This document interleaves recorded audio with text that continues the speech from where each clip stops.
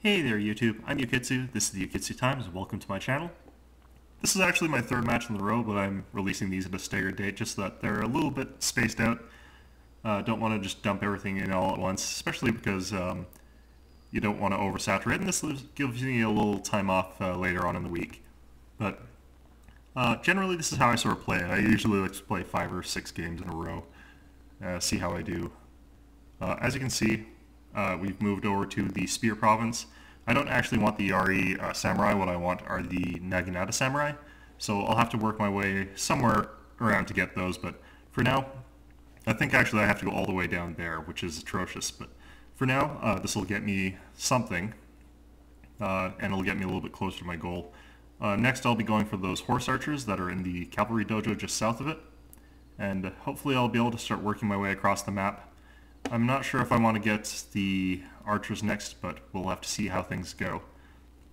So this one's a 7-star silver general. That's going to be a very difficult opponent to beat, as you can see. This is a traditional army, it looks like. He favors a balanced army, he's a leader. He's friendly. Hopefully he won't have too many fancy retainers or units that I can't beat. But as you can see, I've added in these Matchlock Ashigaru, and they should help out with a couple things. This one's Hokuriku Crossing. This one actually is fairly watery, but I don't want to change my army too much up from what it is currently, since this one's fairly cavalry light and spear light as it is. The reason that I'm doing that is because Matchlock Ashigaru can make a pseudo spear unit, and that they're very good against cavalry. If they get good shots off against cavalry, they'll do a lot of damage. But it requires that you position them correctly, and sometimes I don't. So if you see me positioning them poorly, that'll probably result directly in me getting killed. As you can see, other than that, I've got my veteran Katana Samurai and Lone Swords, another unit of Katana Samurai, unit of Yari Ashigaru, a unit of Bow Samurai, and 2 Light Cav. So this is a relatively flexible army. It's not great at anything in particular, but hopefully it'll be able to get the job done here. Obviously the main focus of the actual offensive power is going to be from these samurai, and a little bit more from these Lone Sword Ashigaru than would normally be the case. I don't expect necessarily that I'm going to get too much utility out of retainers in general, so I'm just going to leave them kind of as they are. I want to check what the European Gunsmith does actually. It might be worth taking. +5 accuracy, it's not really that worth taking. I'm going to have to start hoping for better retainers pretty soon. Looks like my opponent's taking some battered veteran units, since he's got these weird numbers here. And yeah, you do have to click back and forth to actually figure out what your opponent's using, or what his money's at. It sort of changes like that. Looks like he's ready, so I'm going to ready up. He might be changing his retainers as well.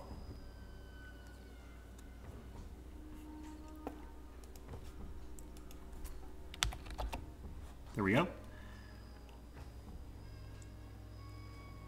Now, my opponent is a very high-level leadership general, so that means his army is going to be very difficult to rout, especially in a map like this where one of us is going to have to fight our way across this gorge to the other side.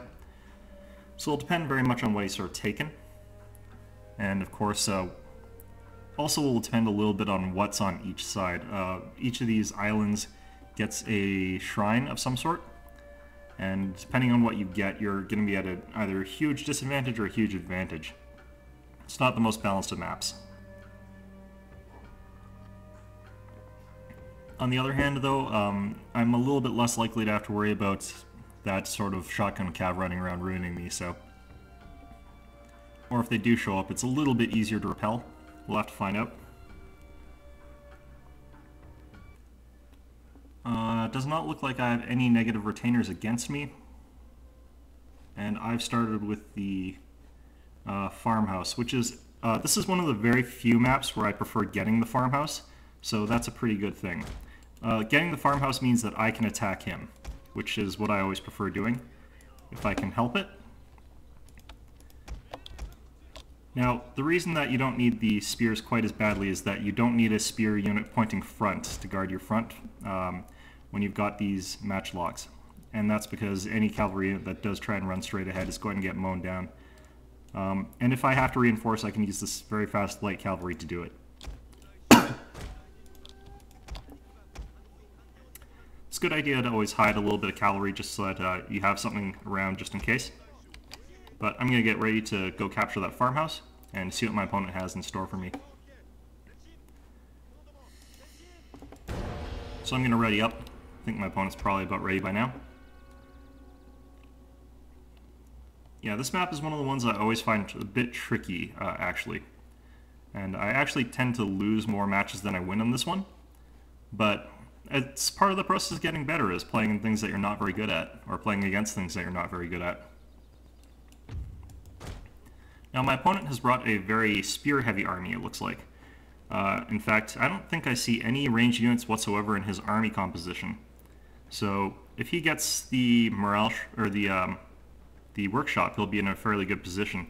It looks like he's got, looks like 9-star Long Yari Ashigaru, so they inevitably have hold firm. And that's going to be a tremendous pain in the butt for me, just trying to get rid of that, or deal with that rather. Now, what I'm going to have to try and do is do as much damage with my guns as is humanly possible, and as much damage as is humanly possible with my bows. Especially to those Long Yari Ashigaru. Now you might be thinking that my sword units are going to have a huge advantage in melee. The reality is with... Sorry, I'm starting to feel a bit sick. With all of those spears in stand, fight, and hold firm, he's going to do a tremendously good job at keeping me at bay here.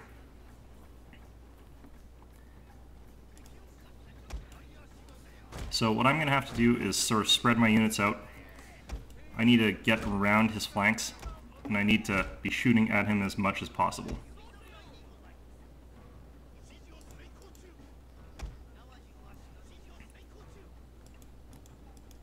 Now,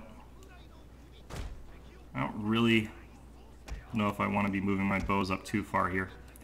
In fact, I'm going to move them to the side here and pick away at these Yari Ashigaru. The problem is that, like, all he really has presented me to shoot at is Ashigaru, as opposed to any sort of major unit that I can pick on to pick away at and win that way. Instead, all I've got are Ashigaru, which I can shoot at. So he's got a cavalry unit.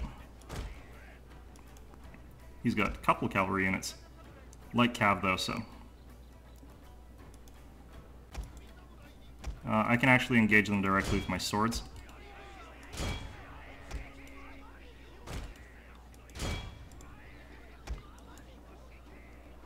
And this should actually go relatively okay for me.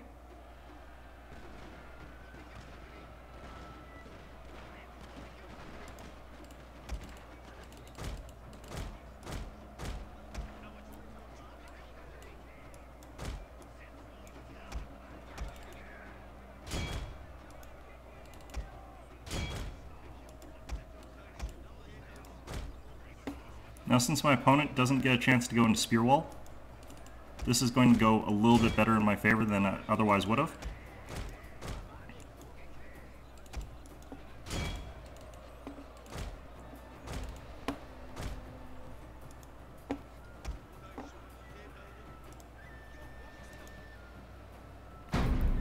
Yeah, since he's not in spear wall formation, this is going to go much, much better. I'm having some problems in the front over here. I'm gonna have to get my general up here.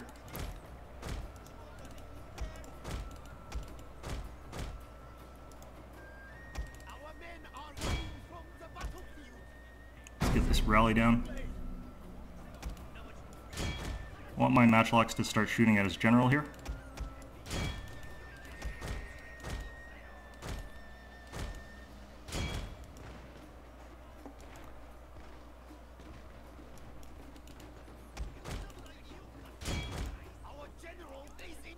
And this should actually be pretty much a good game.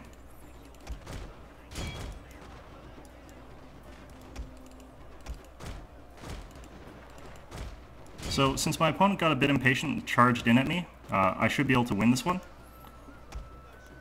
Oops, my general's going to go down, which is really bad, but his general's also going to go down.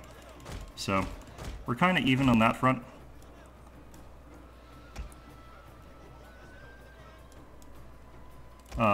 That was a mistake on my part, pretty big one. Matchlocks are still here.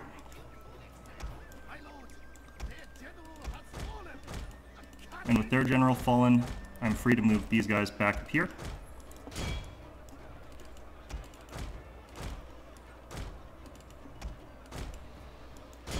And this will probably be the end of my opponent here. Since he's just got these long Yari Ashigaru, they're kind of surrounded by my troops. And they're not in a spear wall formation. If they're in spear wall formation, they'd do an excellent job at tying down and defeating my troops. But they're not, so this is going to give me the victory I needed. What my opponent here really needed to do was focus on keeping his units in spear wall formation. And that way when he rushed forward, like, he knew that he disrupted my gun line and my archers. And that should have been able to give him a victory, but instead of being able to capitalize on that, his army is based around being able to stand in that stand and fight formation, and instead he charged, and that's not going to work with that composition. What he needed to do in that particular case was push his units as far forward as possible, hit spear wall, and then charge in with his sword units while his spear units sort of ground his way forward. And that probably would have gotten him a victory in that particular case, but I think part of it was because he didn't know that I had that cavalry reserve hidden around on the flank, which is why I had it hidden there for so long. In that particular case, it let me do something a lot more decisive. While he was able to disrupt me, I was able to get around the back, I was able to kill his general with them, I was able to do a lot more damage than what he did to me. Especially with that sword unit attacking my lone swords. That let me win that fight when I would not have otherwise. So, here you can see my bow floating in a very peculiar way. Yeah, that's just one of those graphical glitches that happens. But in any case, what my opponent, I think, needed to do there was sort of play it a little bit more defensively. The only problem was I had missile units and he didn't, so he really needed to try and find a way to compel me to go forward, and I'm not sure what he could have done to do that. And as well, you can sort of see that was approximately how you want to use your guns. They're an excellent counter to cavalry that rushed forward. They got a lot of kills off his cavalry.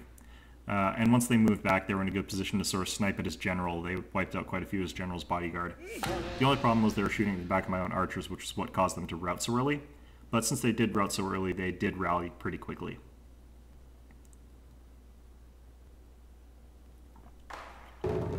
Yeah, they did an excellent job, and I'm not surprised at all that they're getting this. So, white bullets. There we go. And let's just look at our skill tree. I still can't really get anything off of this, so what I'm probably going to do is, I don't really want to take another point in rally to qualify for this, and I can't take this yet. So what I need to do is check, do I need 2? Yes, I do need 2 in Inspire before I'm allowed to take Stand and Fight. So I'll accept that. And that'll be everything for this match. Just looking at our Conquest map here.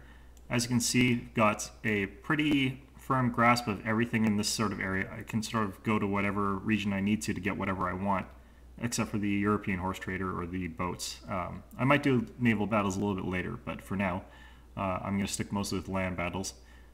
I can get the practice grounds, or I can get these bow cavalry. And both of these are excellent choices for different reasons. I kind of want to work my way towards Tomi.